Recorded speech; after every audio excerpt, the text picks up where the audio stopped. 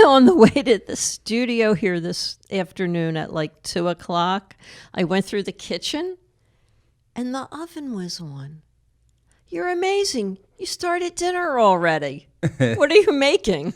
It was lunch. I missed lunch. I presumed. Hold on, we have to back up. Hold on a second. Doesn't it seem like everybody and their mother has a podcast? Oh, oh, so I started a podcast with my mom. We wanted a theme song so you could sing along. The show, it starts now.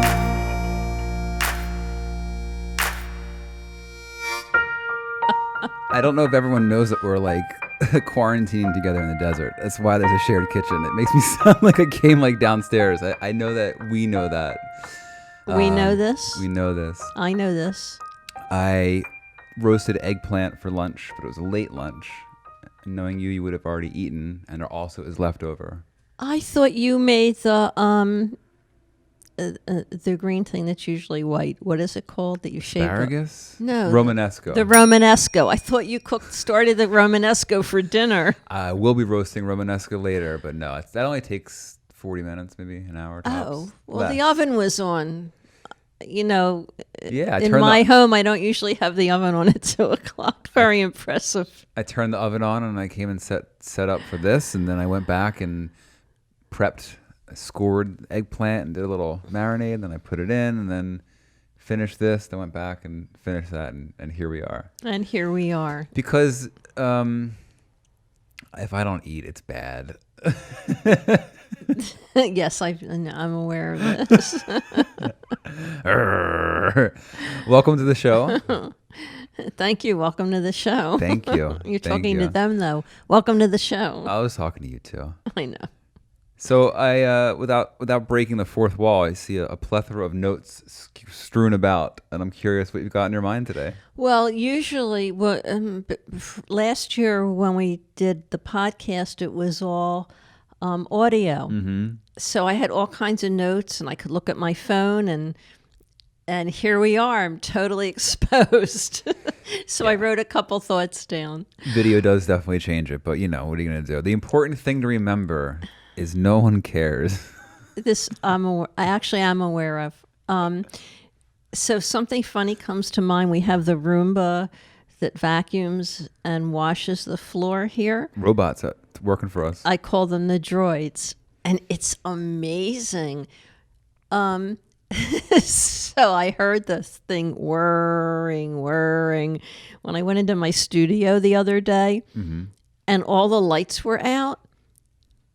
Like in the room, it was dark? I turned on the light for it, and then I realized I didn't have to do that. Yeah, robots don't care. It's everything's so disconcerting and so out of balance these days. I think I was like turning on, but I talked to it and I say, you did a really good job. You missed over there. I also was talking to the robot. I got called out. My girlfriend's like, so you're in the phase of quarantine where you're holding a glass of red wine and yelling at the robot, the vacuum. Oh, that's great. And I was like, so I am.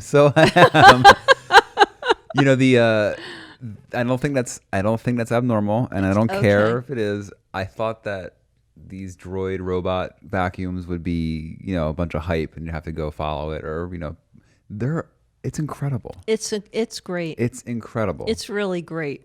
I think that there are like complexes. I can check this. I think like Amazon and other warehouse facilities that are like largely roboticized are in the dark. I think I saw that online. That's true. If it was online, it must be true. But it's great. I mean, it's really great. And I do talk to it. Yeah, I think it's... I have a question for you unrelated to this that popped into my mind yesterday morning. I woke up and I remembered something that I had just totally filed away. Don't you find that things pop into your mind now since we're in quarantine? Yeah. I think from all kinds of places and dates and times? I do.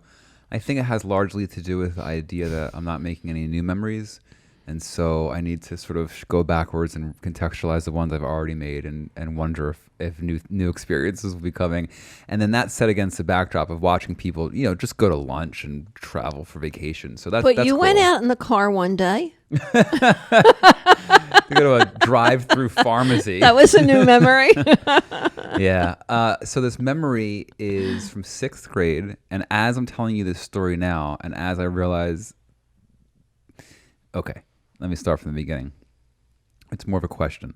Do you remember when I was in 6th grade, I would have been 12 years old, 13 maybe, and there was a choir recital through school, and all the kids were asked to dress a certain way for this performance? Do you have any memory of this? Can I have more info? It was 6th grade. I went to Abington Friends. It was a Quaker Friends school in the Philadelphia area. The one and only year I went there. No, I don't remember.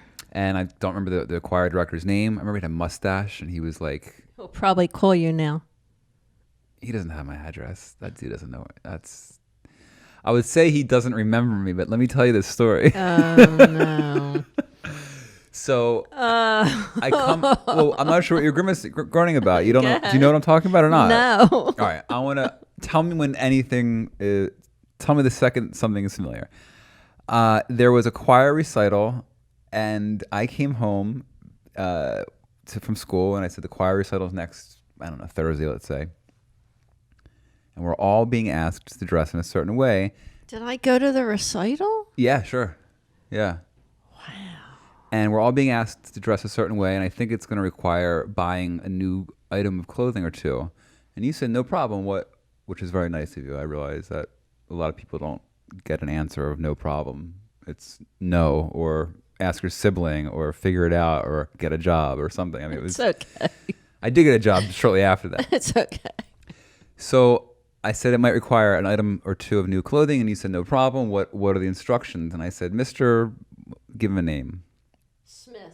Mr. Smith. Smith. So I said, Mr. Smith wants us to dress in black shirts and white pants. And you said...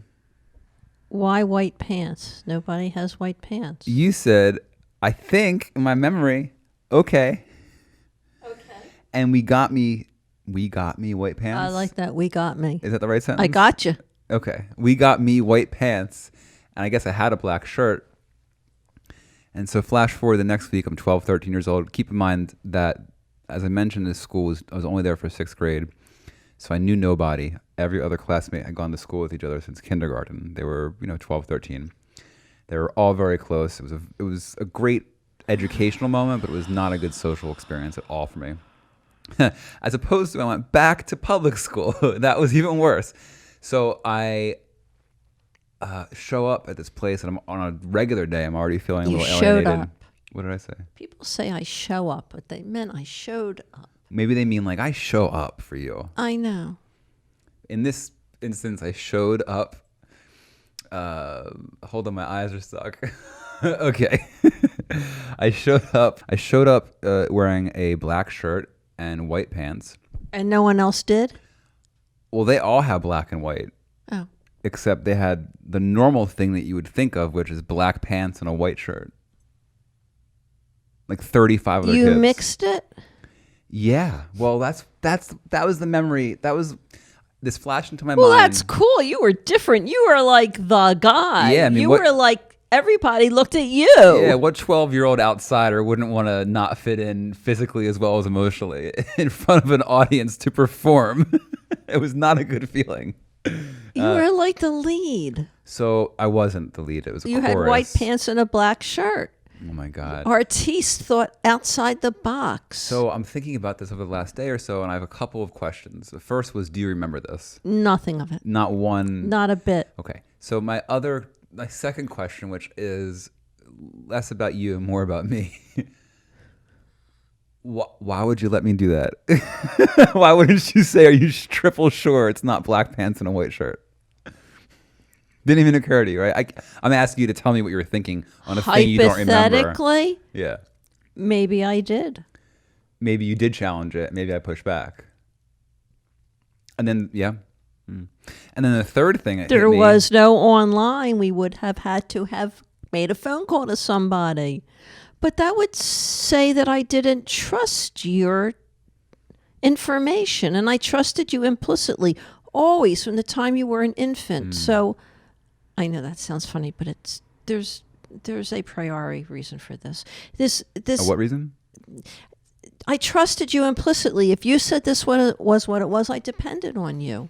I appreciate that. And I'm not looking for like blame placing. It's more like the third thing, which is, at what point did I hear that information? I could tell you movie dialogue from a movie I saw when I was 11 years old. Now, in what part of my brain of feeling like an outsider did I process the very clear information that 35 other people heard clearly? I don't know. And I Do you know flipped any of it. them? Could you call them? I flipped it. I don't know any of them. Do you know any of them? There was one girl, now a woman. There was a girl in the class named Jocelyn. Are we cursing on this show? I don't know. You can always edit it. It's if part you of the don't story. like I'm it. going to tell you the story as is, and we can bleep it out. A lot of my thoughts have curses. I was wondering the same thing. I'm going to try not to, but I feel like this story... Just don't go with, really heavy duty. You know what's messed up is I know exactly which words she's talking about. You think you know which words, and you're right on like 2 or 3 of them, but a couple of them would be like, why? But don't say them. There was a girl called Jocelyn, and she was quite mean to me. Was she very tall? No.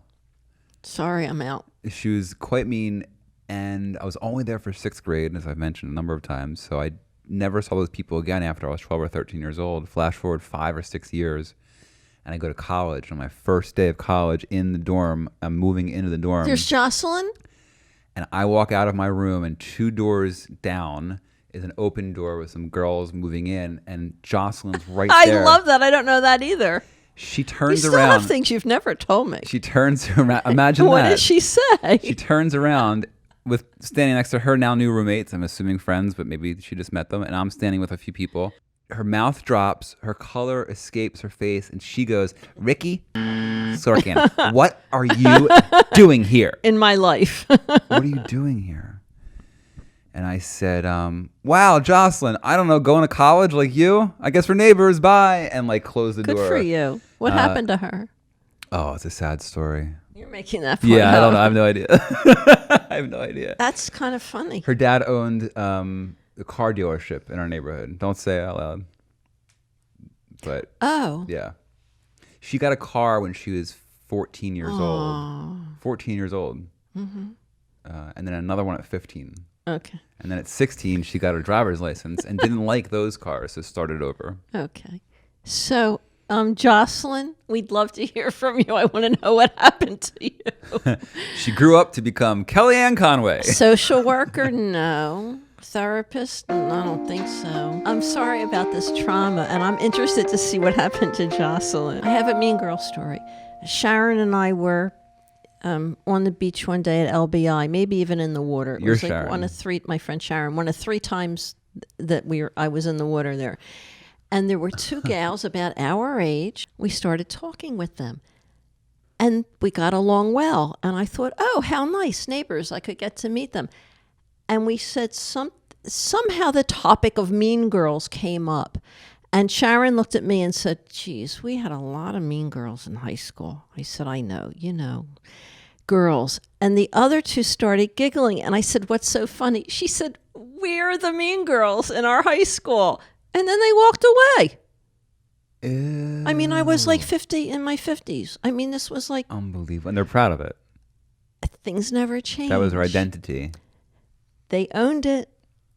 Thank you for saving me a lot of angst. It's amazing, and the mind games. Like boys, generally, if they don't like you, will they'll push you to the ground, and they'll punch you in the face. At any age? Or they'll steal your things. Wait, at any age? Yeah, They'll steal your girlfriend. or Oh, I got that one. They'll key your car.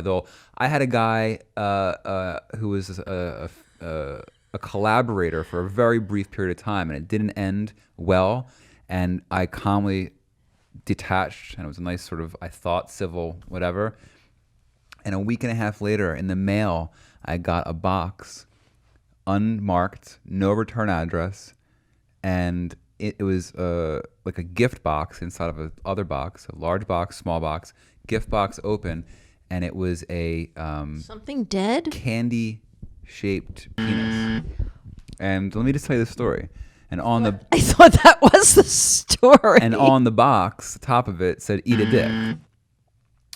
And I saw this, and I was like, "Oh, that's cool." There's like a company that does this. Like, there's a resource Well, I'm not surprised that at will that. send, an anonymized. But why would somebody take the time and trouble and expense to send that?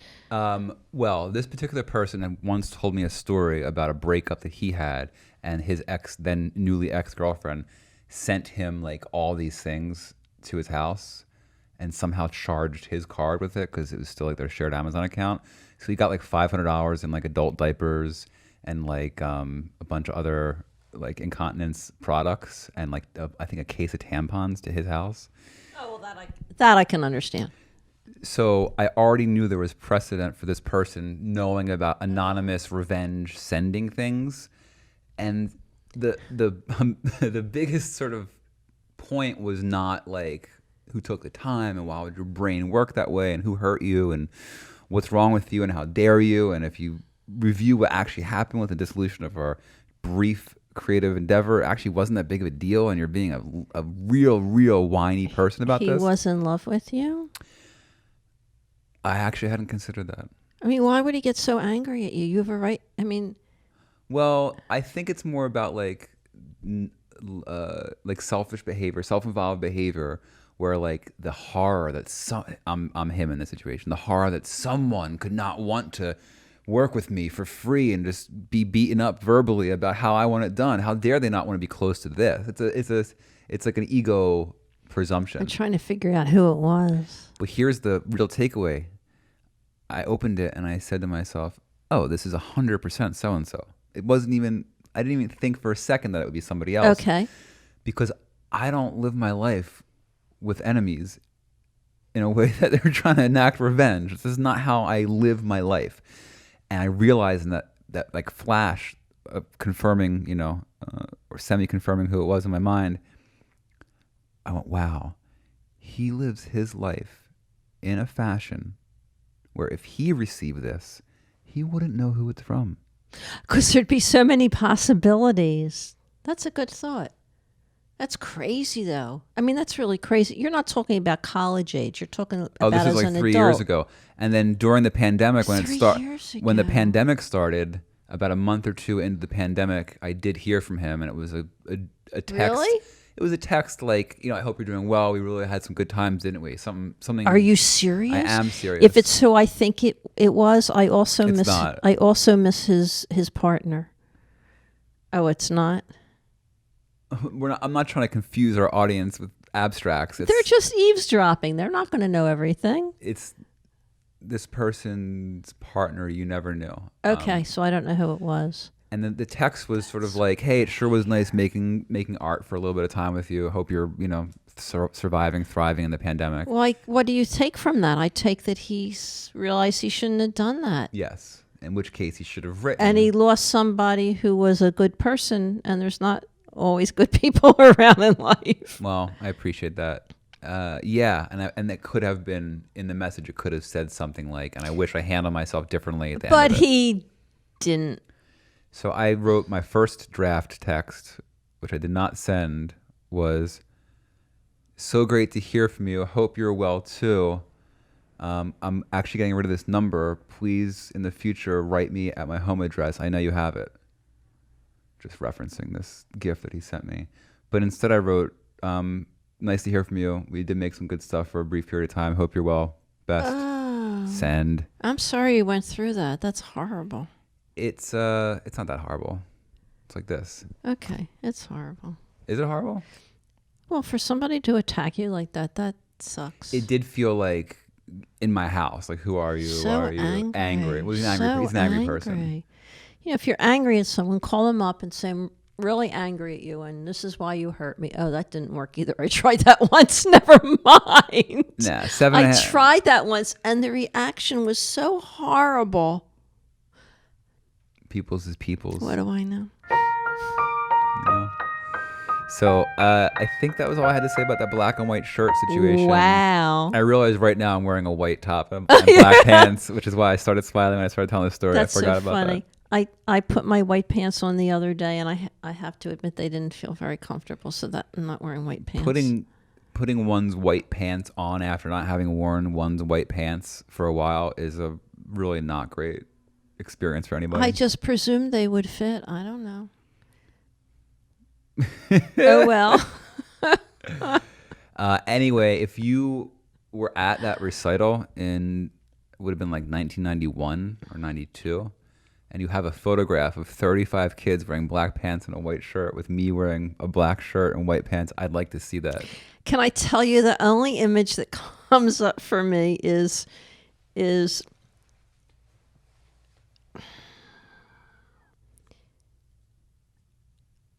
I can't think of the actor's name. I hate that. Robert Redford, John C. Reilly. Oh, Willem John Dafoe. C. Reilly's no comedian, father of the bride. Oh, Steve Martin. So maybe it was Steve Martin. Sorry, maybe not. But they're watching a recital for their kid, and the kid, like on stage, goes crazy. And maybe it was Parenthood. Parenthood. Throws off his costume and like breaks all the stuff. And everybody's running around crying, and the teacher runs on the stage. He ruins the whole thing, and the audience just starts laughing, and he's like crying, and his wife is like, "It's okay. They're 5 years old. It's okay." Sorry, I misquoted that terribly, but that's what's in my mind when you tell me this story of the black and white pants. Well, it's a good point because it doesn't matter, right? I can't even tell you what songs we sang. I'm embarrassed I couldn't quote that correctly. It was the choir chorus. I couldn't even tell what songs we sang. All I remember is that part of the experience. I remember that you were plucked out of maybe middle school, junior high, elementary school to be one of the Von Trapp children Kurt Von in Trapp. the high school production of The Sound of Music.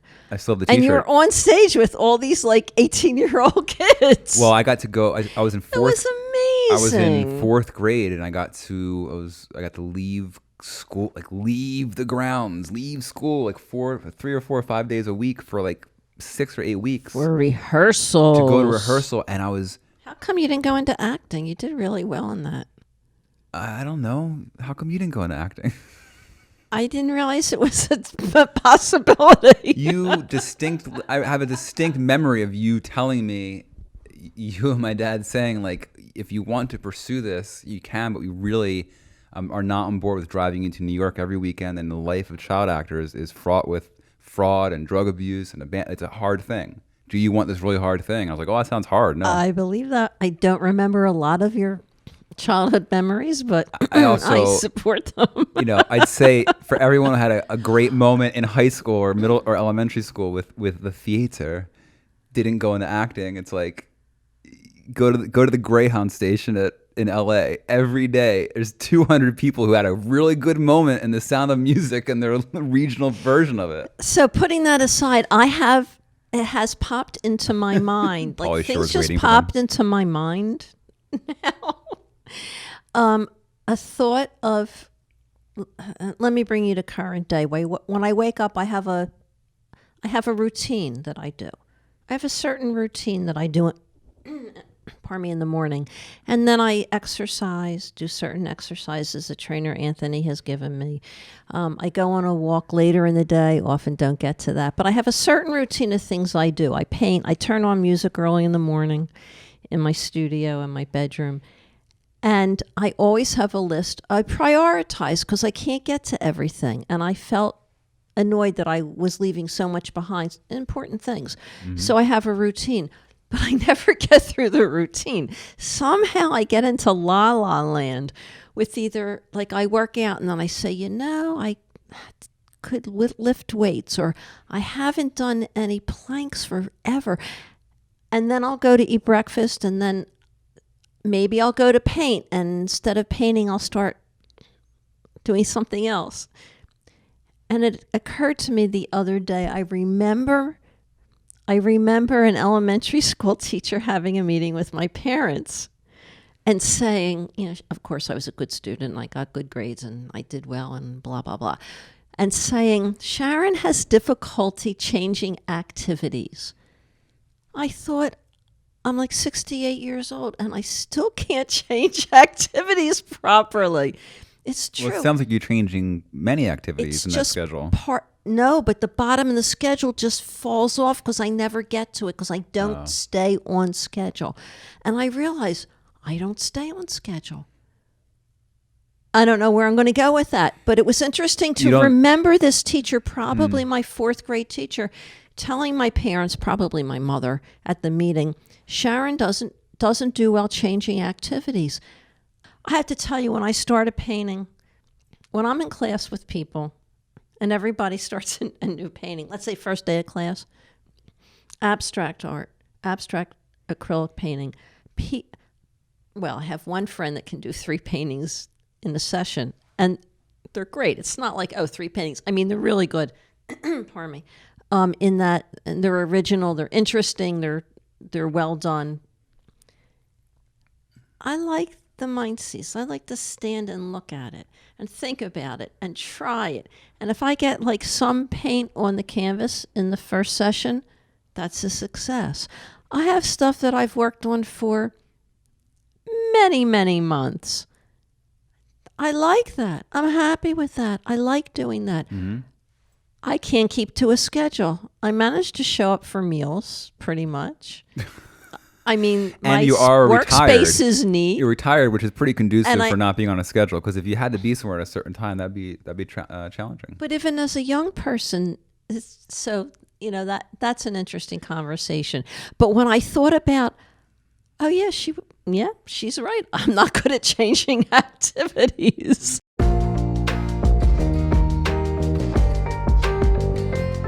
What are you gonna do with the rest of your day? I didn't paint this morning. Usually on Saturday morning at 10 o'clock, I turn on opera from the Met and I paint, and I didn't do that. So nice. So I think this afternoon I'll paint. I have a painting that I started that has one little swatch of paint on it. Nice. And I think I'm ready to go forward. Excellent. And I might take a walk. Mm. I wish I could tell you I was just going to go in and watch TV. Why? Because I can, but I don't. Maybe I should watch TV. Do you remember what happened to TV at 10 o'clock at night in the 80s and before? 11 o'clock at night? 1 o'clock in the morning? What time was it? After the Late Show. The 2, probably 1 or 2. I don't know, maybe 2. Tell them what happened. The TV would have a circle, a picture of a circle, and they'd go, and a buzzing noise that said they're off the air for the night. What did they play how first? Old I am. What did they play first? Oh my goodness. How did you know I would remember that? The Star Spangled Banner. They would. We've never talked about this. Well, it was, no, it was not. And then TV would be off. There'd be no television. Because you had to go to sleep. Because you had to go to sleep. But no TV, it's off. There was the Late Show and the Late Show. And one night, I think I was 11 years old. Just turn the TV off. My mother came in and woke me out of a sound sleep. I think it was 11 o'clock at night. And she woke me up. She said, Sharon, wake up. I said, why? What time is it? Whatever. She said, there's a movie that's my favorite movie. And you have to wake up and see this. I want to watch this with you. She said, it's called The Day the Earth Stood Still. And when I saw it in the movie theater, I don't know how many years before, it made such an impression. I want you to see this. And I put on my robe and I went downstairs and we watched the Late Show. I don't know if it was at midnight or whatever. Probably 11. Maybe. Or 11:30 after the news. And we watched a movie in the middle of the night. Because there was no way to watch a movie. There was no other way to ever watch that movie. How about, do you remember? And then the other side of the coin, when I was 15. When I was 15. We rented a house in Moorgate, New Jersey. and I was watching TV, and I don't know if it was a late show. Who knows? It was late at night, and a new movie was about to start. Not new. A movie was about to start called The Bad Seed. Oh. And I snuggled in to watch it. And in about 20 minutes, my father came downstairs and said, "Hi." I said, "Hi." "What are you doing up?" I said, "I thought it would be fun to watch a movie in the middle of the night." He said, "I know this movie." He said, "I think you should go to sleep now. It's too late for you to be up." And I said, "Okay," and I went upstairs. I don't know why I was so complacent, but I went upstairs. And years later, when I saw The Bad Seed, I realized it was because it was what he thought it would frighten me. And it was not, maybe I could watch it during the day with somebody, but you couldn't call up a movie. It happened to be on then. And I actually think that he was right. It was not something to watch, and certainly not something to watch at bedtime for a kid. But it's interesting. I have those two watch, don't watch TV thoughts. Well, I also have, I can't say for sure that I've ever heard you tell a story where the core of it was him looking out for you. Actually, every conversation I ever remember having with him was his looking out for me. That's why it's so odd. He just totally disappeared on me. Yeah, I learned some of my important life defense things from him. So, Thank you for sharing that. you're welcome. TV used to go off, and then it would come back on in the morning.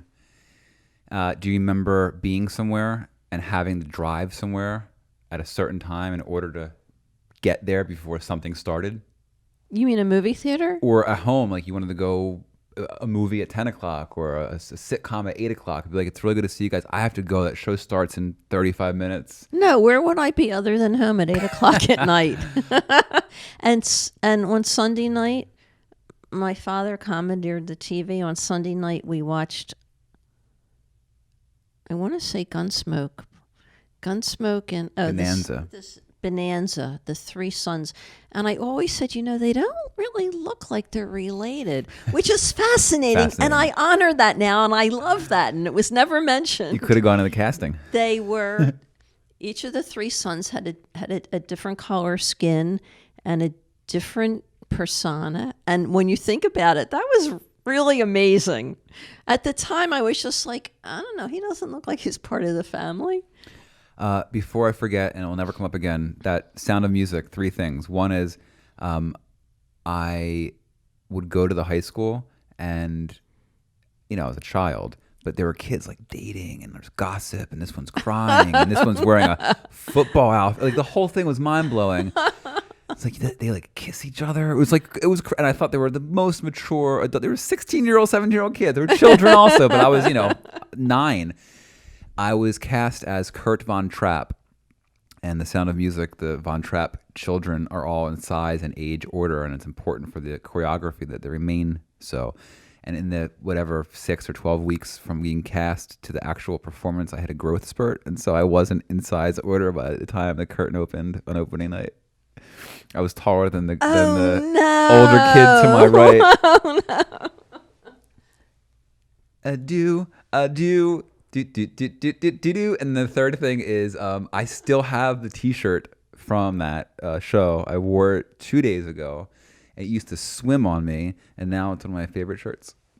I love that. I have some old shirts that I don't wear that sit in the closet with me. The cast and crew or their names are on the back of the shirt, so if you look carefully, you can scroll down and see Ricky Sorkin. I love that, Ricky Sorkin. Ricky Sorkin. We should talk about that again. There's some Ricky Sorkin stories. Ricky effing Sorkin. What are you doing here? The day of Rick's bar mitzvah, and he did a great job. Then I became a man. And the canner stood back, took his hand off his shoulder, stood back, and let Rick do the whole part in Hebrew by himself. Big honor. And afterward, when he was, I think, breaking the bread, he said, "I have an announcement to make. Today I am a man. I am no longer Ricky Sorkin. You may now call me Rick Sorkin." And that was it. And it worked. Except for Manowar. And my brother occasionally. Manowar. And your brother, my uncle. But basically everyone else I know. Joanna still calls me every month. She calls you Ricky. So 4 people out of however many that were there, and I rebranded, and everyone just went, okay. There were no profile photos to update or URLs to change, or I was just like, I'm Rick now. I'll deal with it. Think about that. Old times, good times, new times. All right. Thank you for joining us. And don't forget to call your mother. Doesn't it seem like everybody and their mother has a podcast? Oh, oh, so I started a podcast with my mom. We wanted a theme song